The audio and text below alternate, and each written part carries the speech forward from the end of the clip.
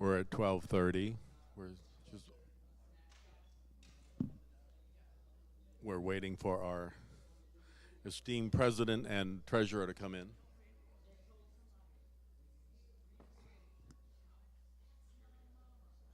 One, two, three, four.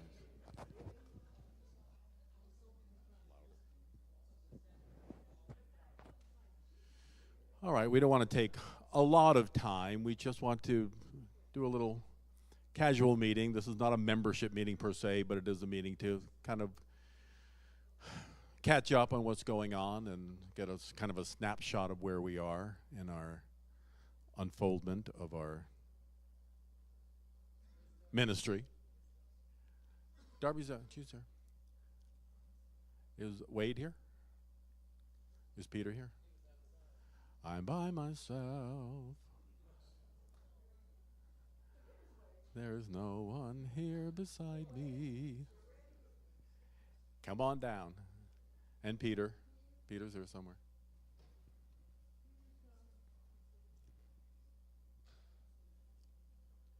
Rita, can I give you this in case somebody in the audience wants to talk?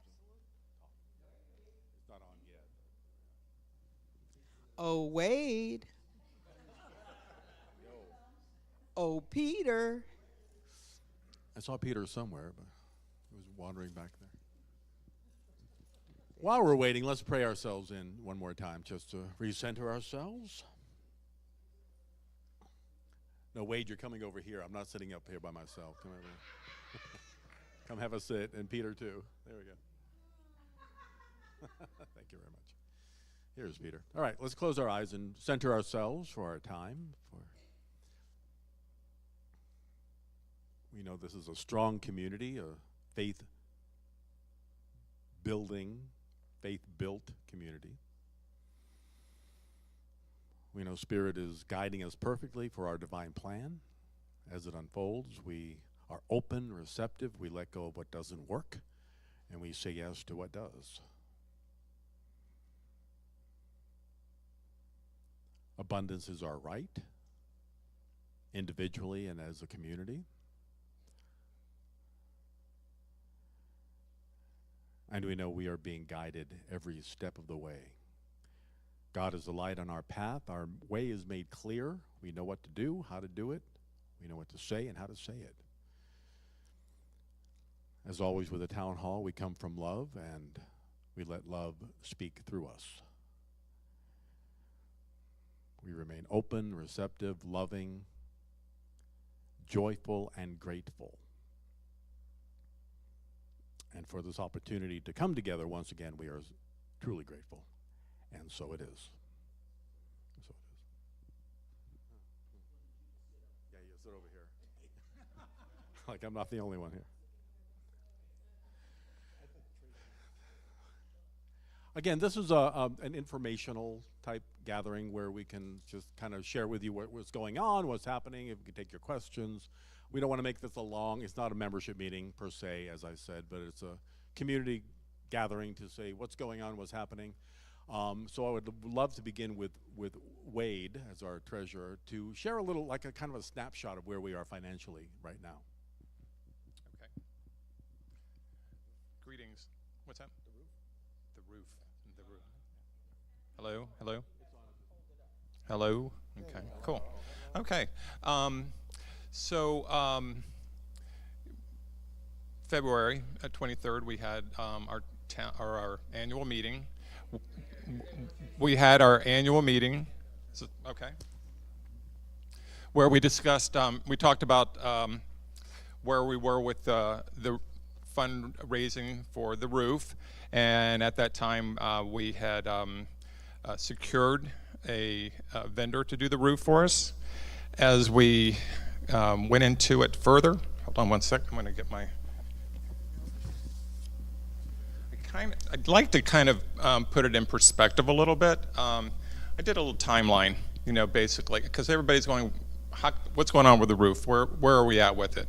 So, April of 24 is when we officially kicked off the roof fund. Our goal at that time was to raise $100,000, and that was for the sanctuary, basically. During that, well, I will take that back. And there was Peggy that started off really in 2023 in December. We don't want to forget that because she was really behind it all along. She was a real strong believer in getting this roof done, and that was the first, and then officially started in April 24. So with that said, you know, at that time we had kind of a cushion, if you will, of about 30,000. And John, you can verify that because that was kind of the thing we wanted to always keep in mind, is that we have that cushion, okay? So with our goal of 100,000 to raise for the roof, we thought we'd be in good shape, and we are. And the good news is that we went out and solicited bids first time around. And this is all, and basically trying to give you a little background on it. They told us that we had to re-roof the entire 2 buildings, and the dollars that came in was from $165,000 to almost $256,000 to do it. So of course, wham, we got a little taken back with that. So we were just really saying that we wanted to say is that this main sanctuary is where we're having the issues around the steeple, and of course all the patchwork that we saw everywhere else. Now, with that being said, our group, we huddled together. Tracy said, listen, let me run over to the city and talk to them about this. And as she did, she discovered a lot of interesting news. And the good news was that we were able to do the roof in 2 separate pieces. We could do the sanctuary, and we can do Friendship Hall separately. And therefore, we went back to our contractors that we'd asked for bids on and asked them to redo their quotes. And good news was we had quite a few of them came back at really good quotes. And one, which was referred to us by Jim Showerty, one of our members, long-time members from back in the day in Unity of Fort Lauderdale, and to here. And he suggested that we call him a line, and we did. And he gave us a really good price, and therefore we presented it to the board, everybody, and the price looked great, and we voted to take him on as our contractor for the roof. So with that, we have it's basically, you know, just this piece here. It'll just kind of go into the other side to a certain extent, and a couple, I think 25 feet or something like that. But anyway, we're on our road, on the way, and to get to where we want with this roof. So timeline, Tracy did that in January. In February, we knowingly knew that we had AC, an old AC that we had to work with, okay? Primarily the one that, or the 2 units that are above the narthex or the lobby area that are air handlers and nearly about ready to die anytime. So what we had to do was kind of step back and get a quote for air conditioning. And Darby's been working with one of the regular contractors that we had that does a lot of our work for us here. His number, I think, he came in like 39,000 and some change. And then we also felt like we wanted to look at other options with that. So, in February 23rd on 2025, we had our annual meeting. We talked about it. We said we have the roofer is selected, and we also are going to have to look at getting an AC unit. Okay, and that is, at that time, I think we had about 78,000 in our roof fund, and knowing that we're going to need a combination of 102,000 that would do both roof and AC at the same time. So with that said, we wanted to go back and look at other options for AC contractors, which we did, with a lot of support and technical input from, again, Darby's brother. He's in the industry and gave us some really good pointers. We had Pat, which is one of our snowbirds here, gave us a lot of information on how to tackle this, and in a inexpensive way, because that's what bottom line, we had to do it inexpensively. So we looked at all the options, and after it was all said and done, we came to the conclusion that we got a Prime Time gave us a bid, and we voted on that in the board meeting on April 18th, and decided that that was going to be our direction to go. With that said, the new units had to have sufficient wiring to do that. So we got a quote from an electrical company, and that was added into the big figure. Okay, so now we're talking about roof, we're talking about AC, and then electrical. We never anticipated having to do it all at one time, but due to the fact that the new units would have to be dropped in when we do the roof, we had to coordinate all that, and which makes it a lot more difficult financially to come up with the funds to do that. At that time, it was just building up, and any delay that we had would be more about hitting with tariffs, with increases of costs. We had what's that? Hurricane season. We had to start acting quickly and making the decisions, which we did, and we came up with best price for everybody, the whole entire thing. So roof, electric, and AC is $122,525. Okay, so that's the total big picture of what all of those things cost right now. So we've put in, we paid out deposits right now of $58,000 and 58 and some change, and balance due, when it's all said and done, it's going to be $64,248. Okay, so this brought us to the point of it's really tight now. It's the cushion that we have or had is going to have to be used, and operating, just our regular operating is going to be affected as well. So that's kind of the rundown, and I just wanted to kind of give you the big picture of what it looks like, as opposed to just this one segment of here we are.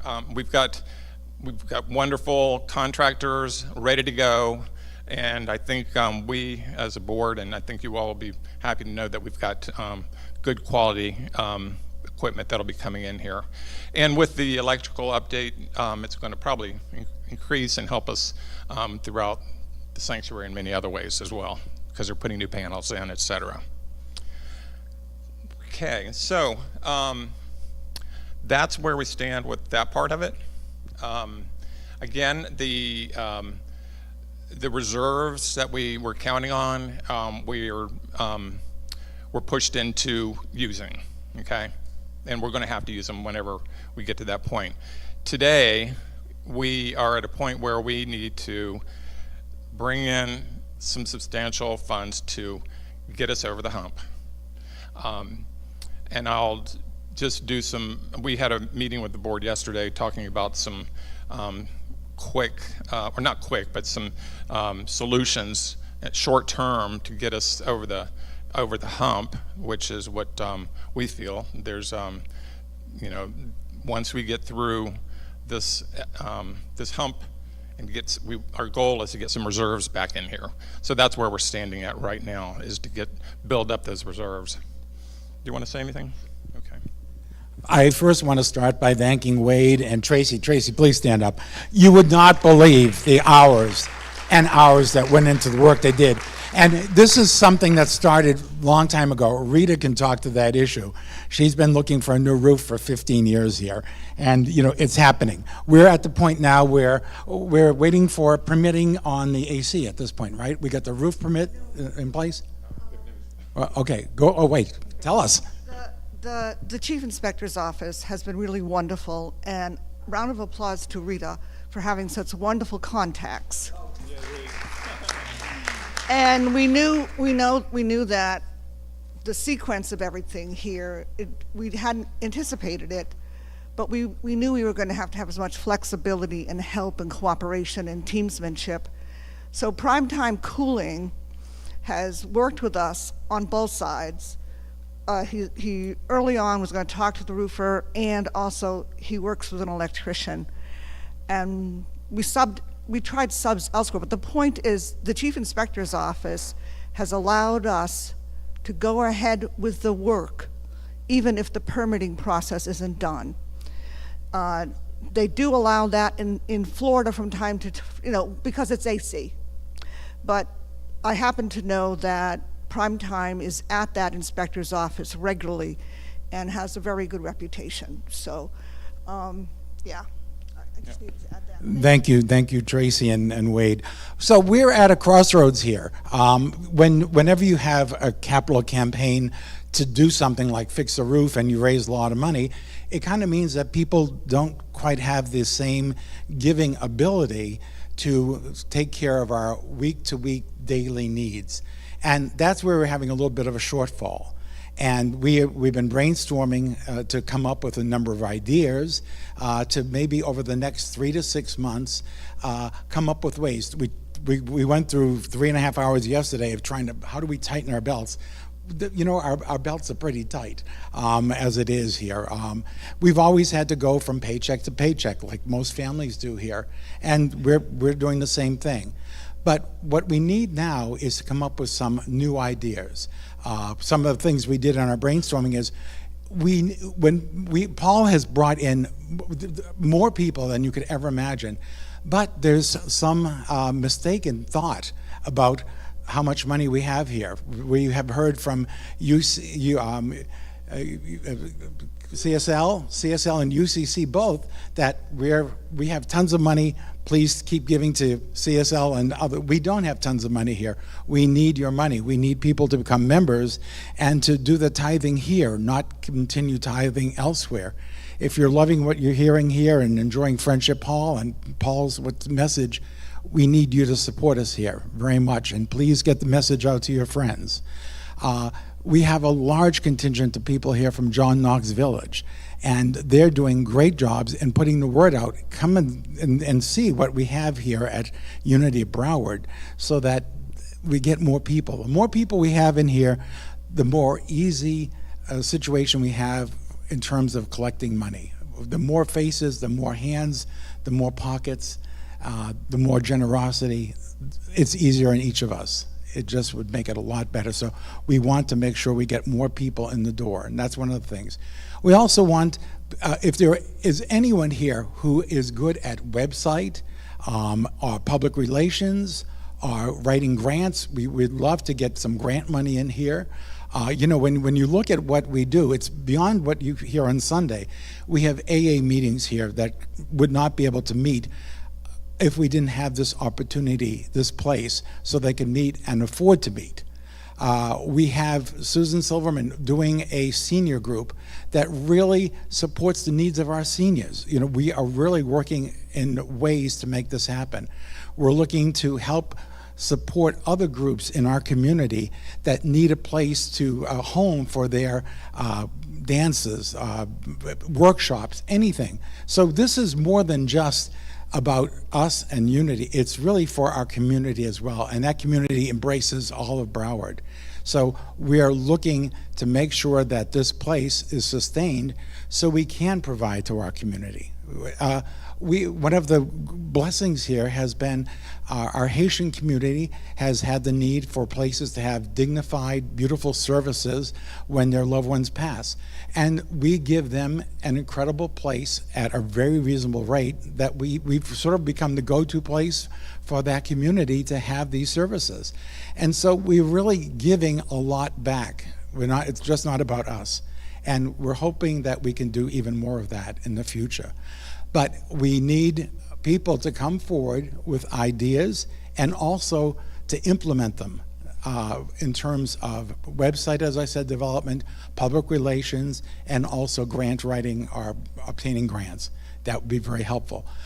I guess at this point, what I'd like to do is open it up to everyone for questions. Any thoughts that, Michael? Yeah. I hope this is just live streaming and not taped, because I hate to be on tape. But first of all, I'm Michael, and I'm not a member yet, but I've been coming for about 2.5 years, and was on the roof committee. So I want to congratulate us for being here, at least, or having the roof. And Paul, thank you. I'm enjoying the messages, enjoying the gift store, enjoying some of the changes. As a best practice, Lake Institute of Faith and Giving at Indiana University has done this work. There's a science behind it. We have a problem of numbers, right? We don't have butts and seats. So maybe we should do like our friends in the Protestant community and walk this neighborhood.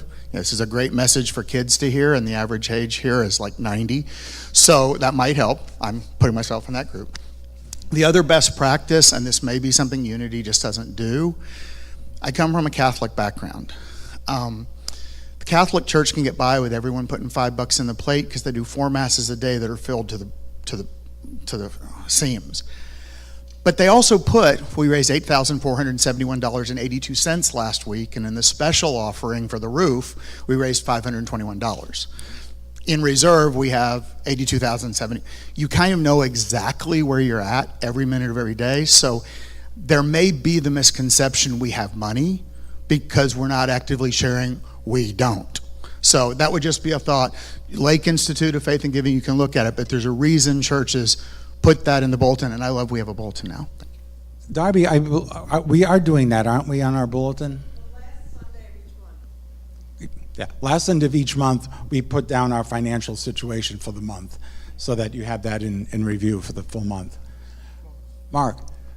What I hear is a lot of the discussion to be about reserves, and I don't believe that the reserves are part of the finances that's released on a monthly basis.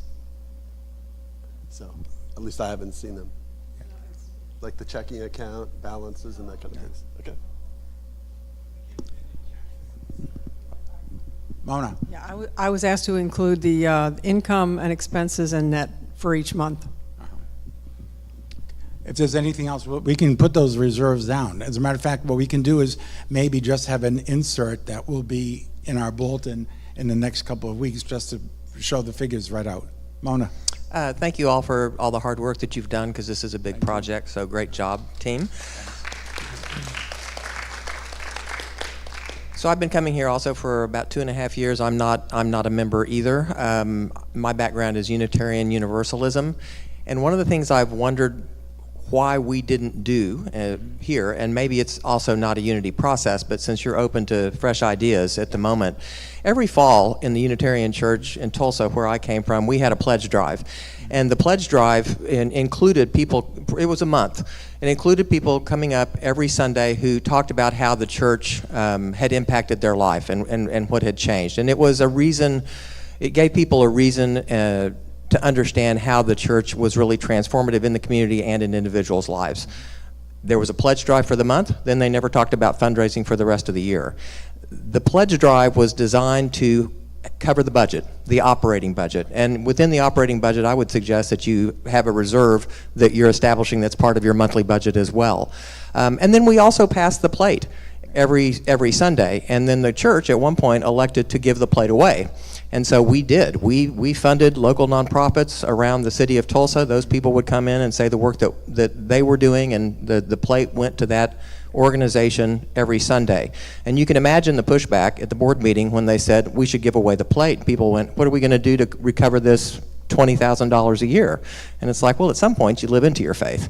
And guess what? They never missed the budget. They continued to give away the plate.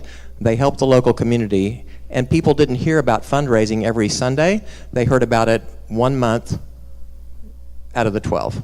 It was pretty effective. I think that's a great model, but unfortunately, we haven't adopted that yet, and we would like to. It would be great if you could actually help us implement something like that. If we could talk with you just how to do it, what we should do to prepare the community for doing it, that would be very helpful, and we'd ask you to share that with us. How large was that community? It was huge. It was the largest Unitarian church in the United States. So you're talking how many members? Well over 1,000. Okay. Yeah. Sure. Yeah. Yeah. So in that respect, not all that much different. Yeah. Just in size, but not in process. I think that what's great is before Paul was here, we're averaging about 50 people coming, sometimes 60. Now we're averaging 100 or over, and that's great.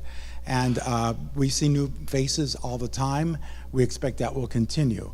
And I think a pledge drive is a great idea. We understand from CSL that that's what you do when you become a member. You sign a card and you actually have automatic payment that's taken out of your checking account each month. And that's something maybe we could do as well.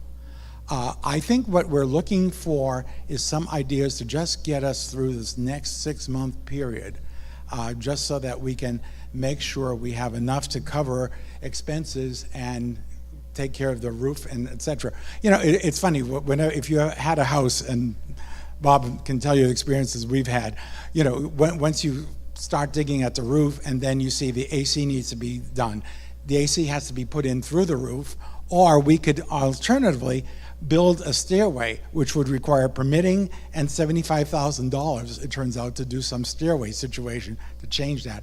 So we're kind of like stuck with some aspects of the building as it is.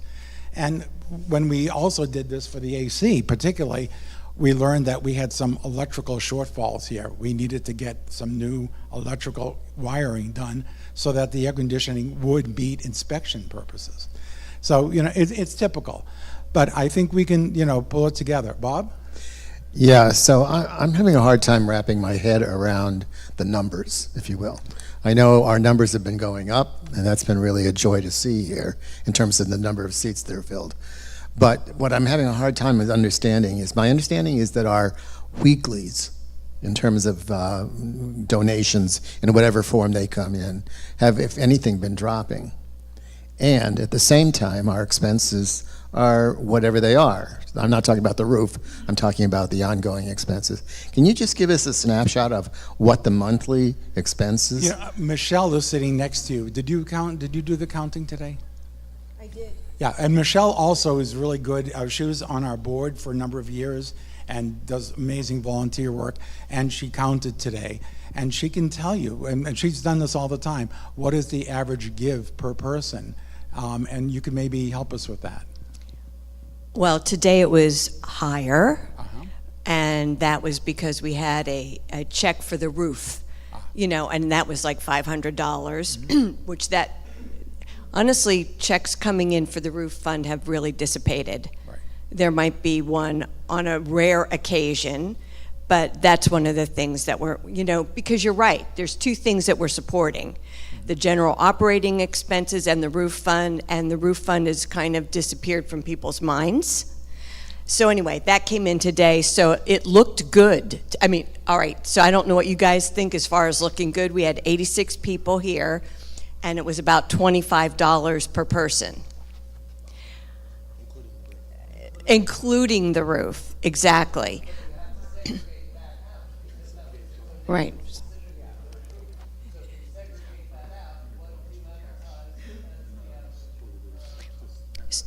Exactly. So I've been curious about this with the number of people that we have and what we have received in the offering, and sometimes it's like $18 per person.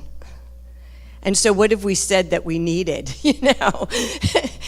to support us? John Fitzgerald, where are you? Where's John? John, you can talk to that for us. He's been able to tell us this for years now. Yeah, unfortunately, I believe, and I haven't looked that closely at the numbers recently, but if I remember, we have continually run with a loss every month since, I think, right after the roof project started. And I believe the issue is that folks concentrated on giving money for the roof and then forgot that we have all this that needs to also be taken care of, as well as payroll and everything else. I mean, if you notice, these lights aren't on. There's a reason for that, and that's because the electrical has an issue. We have an issue with the electrical. Hopefully, this will fix it once we do what we need to do with the roof, but still, it's an 80, what are we, 70 years old almost, this building? So, the other issue that I know is that, we keep calling it reserves. In actuality, it's savings. Okay, we do cash accounting. We don't do accrual accounting. So basically, we start, what any extra money we have is a savings. That's what I call it instead of reserve. Right now, we have in our bank account under $60,000 in our bank account. And we have, and you just heard, we have a bill that's going to eventually have to be paid for $64,000. So we are at a crossing point now, financially. And also the other thing I wanted to mention too is we did do a little bit of a loan program for people, for members, stepped up and lent $5,000 each to the roof fund so that we could get over that $100,000 mark. We're not over the 122. Now we know it's 122, not 100. So understand that if other people are willing to, we do have a program that 4 members have taken advantage of. Each lent $5,000, and we'll start paying installment payments back over 36 months. So that has helped us get over the edge for the roof, but we still have a shortfall with the general operating expenses. And I estimate that we should get, and this just basically covers the cost to run the church, not capital, $60 per person per week is what it takes to run this church. Michelle? Question, are you talking every butts and seats, or this is just members? Not butts and seats, yeah, I'm thinking we have 75 members, something like that. We have 75 members, I think, 75, 80. If you take the total expenses, divide that, and then make it over a weekly period, it comes out to about $60 a week per person, not per family, per person. And then we get the plate offerings on top. That would be, But if that's, we're not members, are still. well, if people are not members, that adds to our, that helps out the members. So anybody who's not a member, I'm basing it on the number of members and what our expenses are. So anybody we can get who will contribute to us who are not members, that just helps us out, as well as the classes, all of that stuff. That does not include that's basically what it costs a member to keep this church alive. We really want to thank those who are not members for their giving. It's been really great how you support us, and we hope that we can bring you over to the other side and have you become members as well and support us even more. You being here is so important to us. Thank you. I just wanted to share with you something. Just handed an anonymous gift of $500 today, right now. And, it's like, we believe we're prosperous. I firmly believe in that. I firmly believe by giving more, you get back more in return. It's really worked for me, worked for Bob, both of us, and it's worked for this community, and we know we can make this work. As a member for the last 21, going on 22 years, I think it is. Like he said, well, it's 24. We started in 2001, so you take one away from 2025.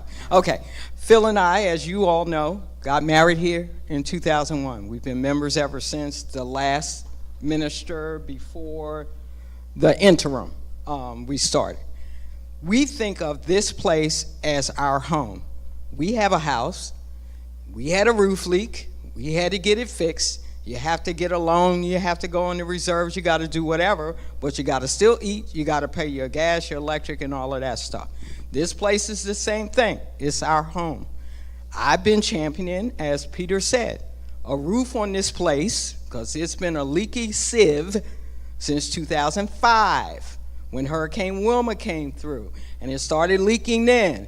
And we kept asking the minister, can we do a campaign? Can we do a campaign? Because when we came here, when Beverly Spivey started here and revived the church, we had to do a fund for the fire alarm system. Yay, we got this building done. We had 50 members.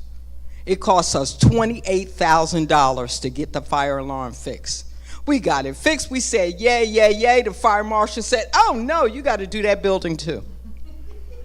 So we came back with the boots and the fire hats and all of that stuff, and people gave for Sunday service, and they gave for that fire alarm. 50 members. We got it done, and we didn't have a lot of time because they were going to shut us down. We can do it.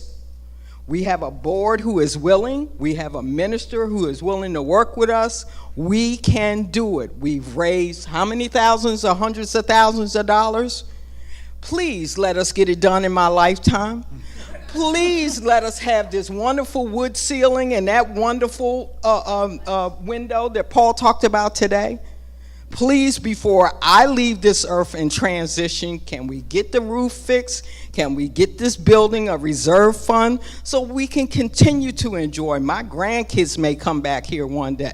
I don't know, they're heathens. But it's a passion of mine because I've been here long enough. We've been through several ministers, and it's not Paul's job to do the building. It's Paul's job to give us the spiritual nourishment that we need. This community, I think of it as my job to get it done. If Phil would hurry up and hit the lottery, we could pay for the roof. But he's falling down on the job over here. No, I'm just kidding. We can do it. I've seen us come from way down when they had birds in this sanctuary roosting and homeless people that took over. Phil and I came in here one Sunday and there was no one here. Us and 4 other people. The minister didn't show up. Reverend Louise Morley, 5 minutes to 11, got up and prepared a sermon for us.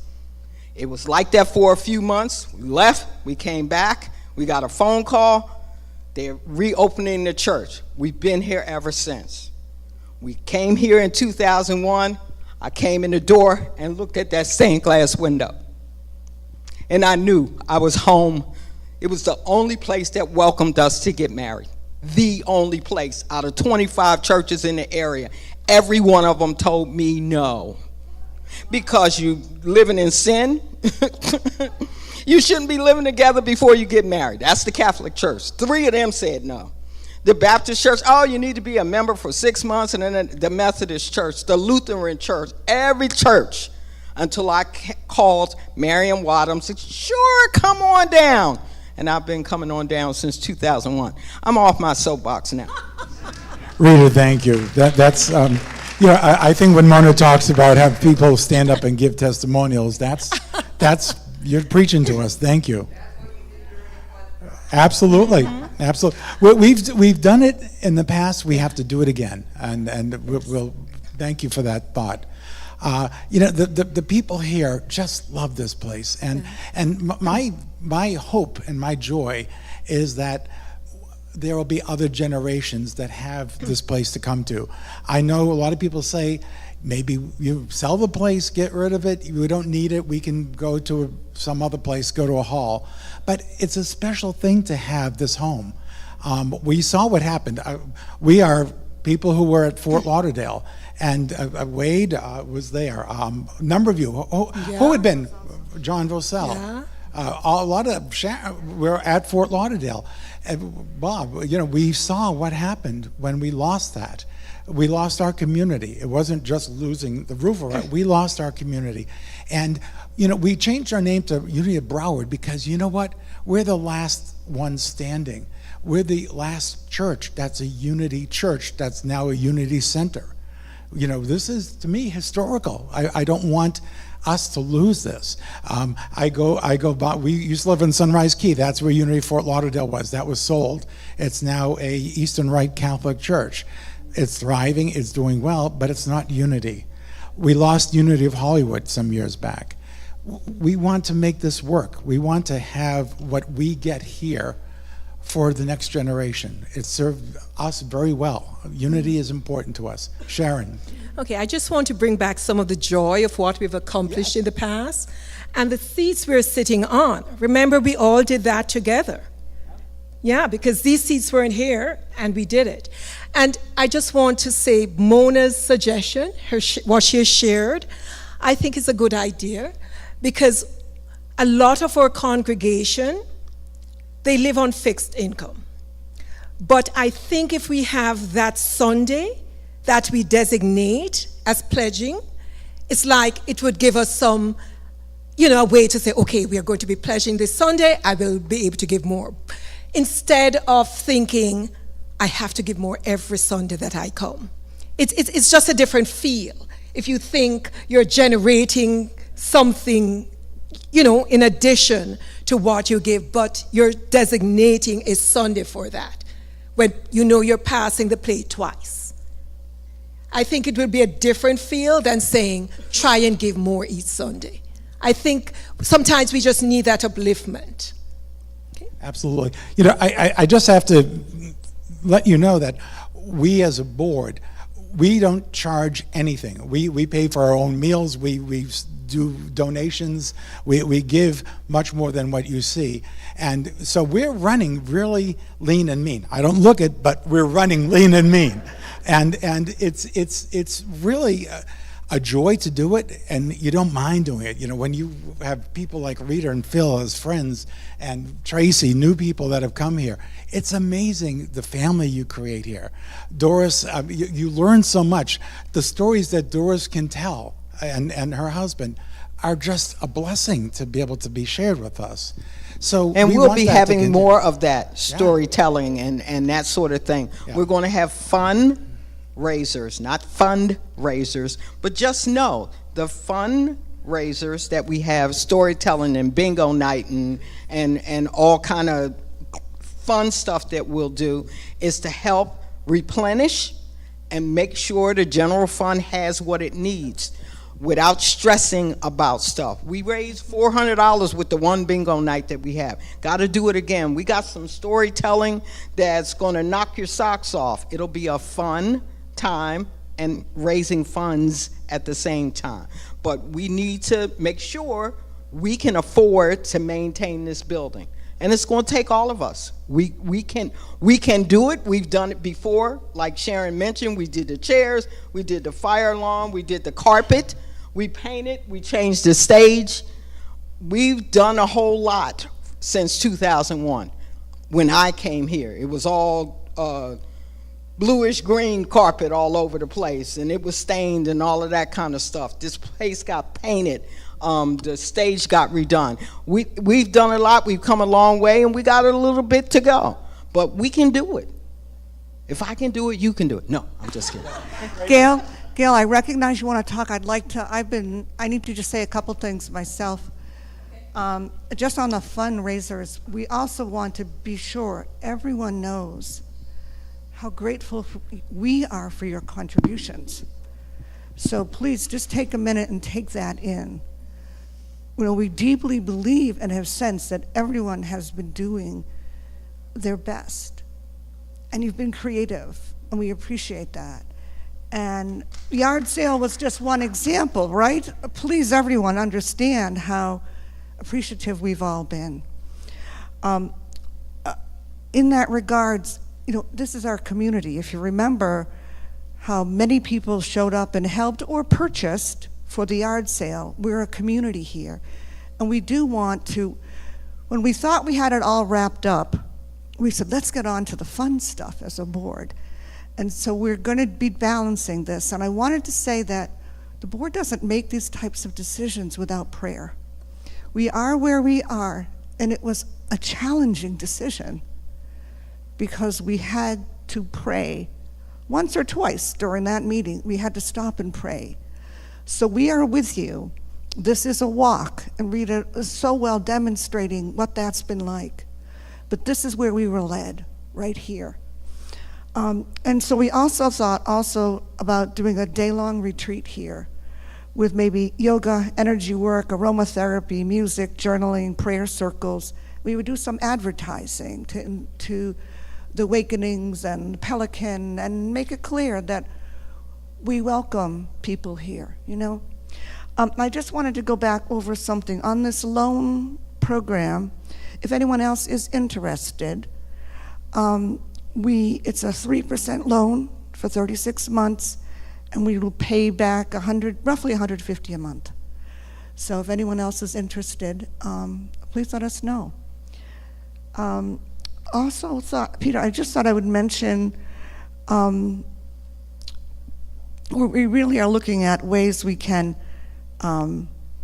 save some money. We're considering going hybrid in some ways so that our snowbirds, if we're seeing them, can participate. We're talking about rain barrels and other water-saving mechanisms for our garden. Thank you to those who've helped with the garden. And so we're really looking at what are we being called to do. And we want to say thank you here and understand that you've made it happen. When we see each different board, and I'll stop at this point, every board's composition is a little different. That means that Spirit is guiding us all to choose people who are intended to do the next thing. So, Gail was next. Thank you, Tracy. Gail?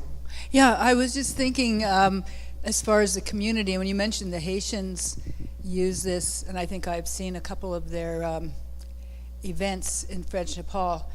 I don't see anybody from the Haitian community here. Phil? One of millions. And I live in a community where there's a lot of Haitians, so I know it's just the most wonderful, loving group of people, so industrious. When you want something done, a Haitian is going to get it done, and with love. So I was thinking that we do an outreach into the communities, and maybe have a barbecue. You know, I love that I bought a lot of great stuff and gave some things at that yard sale. Do that again, but maybe combine it, or just instead of. I was even thinking getting a fun house for the kids, you know, a bounce house, where the parents come with the kids with a barbecue, and we do things like that. Bounce houses require the city of Pompano to get involved, so we'll stay away from that. We'll stay away from bounce houses. And the liability issues, unfortunately, you know. We've done a barbecue before, right in front of Fellowship Hall on the sidewalk, so they couldn't say we were doing anything extra special, that kind of thing. If you want to run electric out to the back parking lot, Pompano tried to say you needed a permit, but we have our in over here with Tracy, and she can talk to the people in code enforcement and say, we're just going to have our propane barbecue or whatever. Those kind of things, we can probably do some stuff like that that's fun, but charge $5 and you make you make a few dollars. But you build community. If we we used to sing Christmas carols and walk the community, and people got to know us. So that kind of stuff. I agree with you. Yeah, that was basically it. I mean, I've never done a fundraiser like that, but what you were talking about, it sounds good, having a pledge thing. But if we can involve the community, and this is a pretty big community. I just drive here because I live in Tamarack, so I just do a straight line across and straight line back. But if I got to know the community, I'm willing to help do whatever is necessary, helping out in other areas. Dawn. She's on the events team now. Yeah. Dawn, I'm going to call on you. You did an amazing job with Jane and the tag sale. Do you think we're up for another one soon, or maybe in the fall? Okay. Can we put a bee in your bonnet? So as you're speaking right now, we need $20,000 to be we need $20,000 because we had 70,000 that we raised, and we had 30 in the reserve. So now we need 20,000 to put us back to pay for everything. Am I correct? And so with the members, have you done any type of literature being sent to members asking for a little extra, then tell them exactly what we need, $20,000? Maybe if you would do something like that, it would say, okay, well, we've got so many members and maybe we can ask for that. Do you think doing a mailing is better? We try to do things by email. You could frankly. you could do it email. You Yeah. could do it. When I say mail, I mean email. Okay. I'm Yeah. today. So something like that, and then of course we can work on the reserve. From that Absolutely. on. But I think that the members that we have, if we have 19 or 30 members or whatever, getting them involved and telling them what we need, and then of course mentioning it in the offerings for the Sunday services would not hurt. Like you've got $500 today, anonymous. That's wonderful. That's ask and you shall receive. You know, it's such a difficulty being a board member, because when you hear Paul's message, Bob always says it to me when he platforms, I hate having to get up and ask for money. I just want to let Paul's message, and then he brings us into that meditation afterwards. He's not waiting for your applause. He's bringing you into that meditation, so when you walk out, you feel good. And then we have to ask for money. You know, it's part of the business, but, you know, we hate having to do that all the time. We really don't like pushing that. If you don't like to ask for money, then we've done bingo, and she just said that we made $400. Right. Well, we had to buy the cards, we had to buy all this other stuff. So you take that away from the 400, and maybe you didn't actually make 400. But why we haven't done that again, I'll never understand. I will Can I tell you never why? understand why Can I you tell have you not why? done it again. Getting someone to do it. You know, I know the caller we had would love to do it, and no, we don't have to make hot dogs and hamburgers. We could do something very simple. That's more what we're simple. looking for. Are you volunteering to do a bingo? All right. There you go. Okay. We got it. We didn't. So Okay. you know, if you make $200 or Okay. $300, that's fabulous. That's what this is like an auction. Dawn and Nancy, you get together and plan a bingo for us, okay? Okay, good. Anyone else have an idea for something they would like to do Yes. for us? Oh, Nancy, all right. Okay, so this has nothing to do with the things people have said, the ideas. I like hanging with this community, and so I'd like to see us do more fun things together. It's not to say all the ideas about, you know, getting the rest of the community outside of us here. Fun things like bingo, or us just having fun together. So, like, I had this crazy idea that a raffle, and I'll donate $100 for the lunch with Paul, to get to know our minister. And Oh, wow. and have like a raffle for a few months, you know, for lunch with Paul. A game night, in addition to bingo, you know, one night a game night, or just fun things for us to hang together. We see, for me anyway, I speak for myself, I see you guys at church briefly, right? But I'd like to spend more time with you. I'd like to get to know you more. I'd like to have fun with you. And so, you know, sometimes I try to do some activities outside of here, but I can only have a few people at my house at a time. So I'd like to do more stuff with more of us. You're hired. We'll do it, please. So, Paul, what do you think? Yep. And Don, just so you know, all of the bingo equipment is in the closet over there. It never left the building. So it's available and it's ready, and she's your caller. So we were trying to come up with a date in June, but June got away from us, so it'll probably be in July. But we're on it. We're on it. I just want to say one thing. Our new store has been such a blessing. It's such a community center for us. Paul, really, you know, there had been blockage. People said, no, you can't do it. No, it won't work. And, you know, when you have blocks like that, I don't want to hear no in here. I want to hear, yes, we can do it. Let's embrace it. Let's make it happen. because that's what we're about. Don? How much is that bringing in as revenue for us on a monthly basis? Amazing. What we have to do is say how much we raised before. We were raising maybe $300 a year. We're raising some weekends as much as $800, as low as $300 usually. Out of that store, we're doing $800 a week. A week, that's fabulous. As high as $800 a week, as low as $300 a week. That's fabulous. So I mean, the kind of money we're getting, and people love it. It's become a town center. One to May bookstore brought in $3,300. Yeah. Yeah, it's really been a real boon for us. And this is part of what the board is thinking about is, what are our income streams? And Peter mentioned funerals. We've had some weddings here. Do you have any of the annual figures from last year with you on what the weddings and funerals brought in? So you can tell your friends also, that it would be under rentals. Oh, okay. Right. Was it like 20,000 or something like that? I don't remember. But anyway, we're thinking income streams. And so if you have other ideas on groups that would be compatible with our meeting schedule, in other words, at other times, that would be very wonderful too. Yes, sir. Don and Nancy, thank you so much. Anyone, go ahead, Michael. This would not solve long-term problems, but it may answer Nancy's concern about community, because I would like to know more people as well. This worked for CSL. They had a bunch of board members and people with homes large enough, mine is also very small, to host in your home dinners. Was $100 or $250 a plate.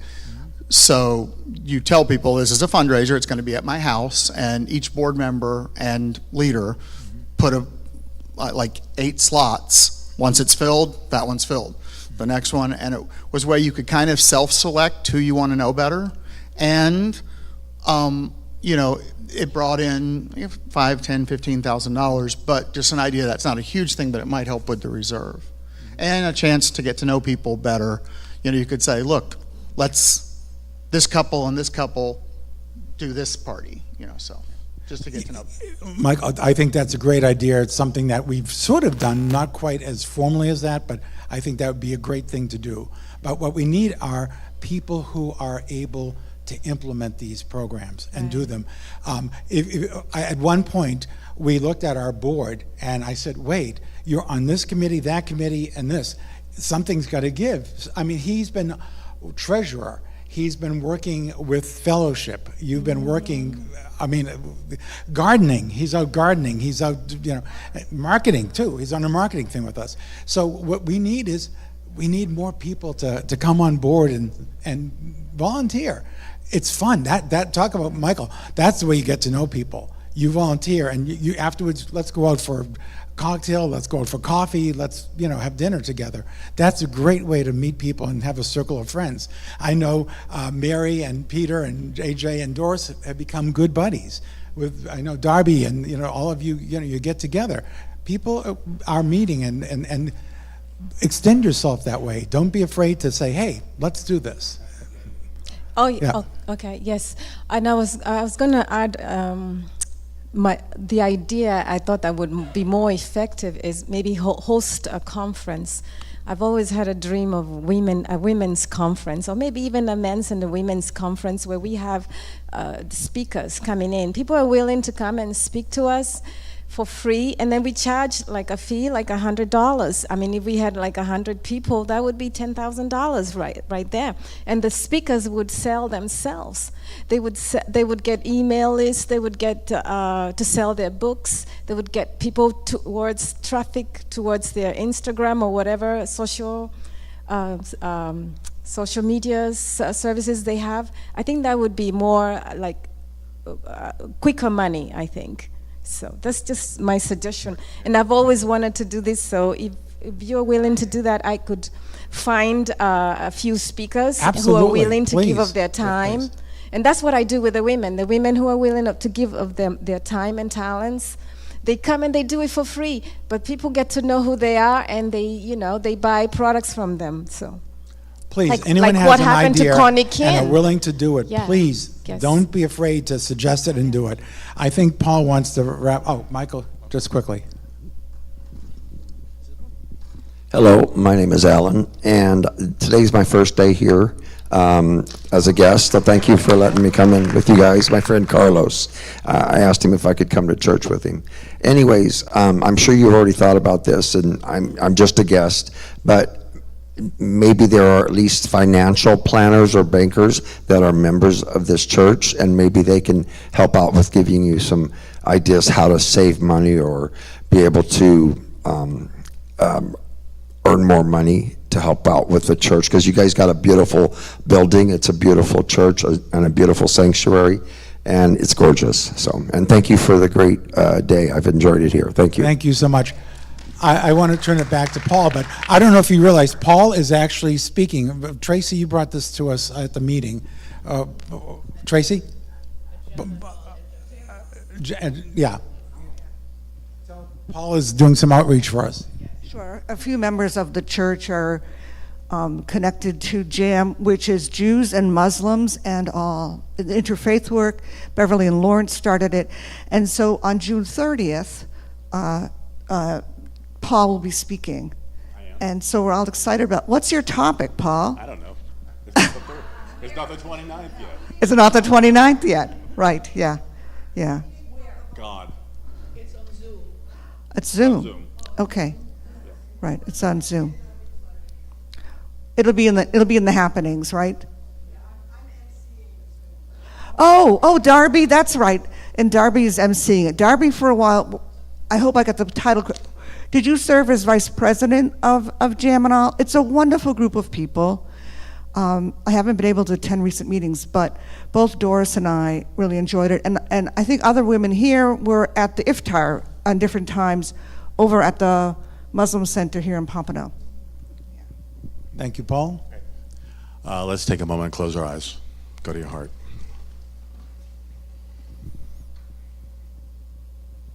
What is mine to do in my spiritual center? What is Spirit calling me to know? What is my role? What is my contribution? How am I unity of Broward itself? We let this take hold, and the answer comes forth easily, gently, lovingly, joyfully.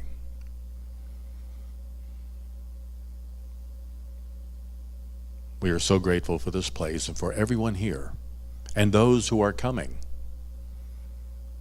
filling every seat, getting fed, and sharing their good. And for this realization, we are so grateful. And so it is. Amen.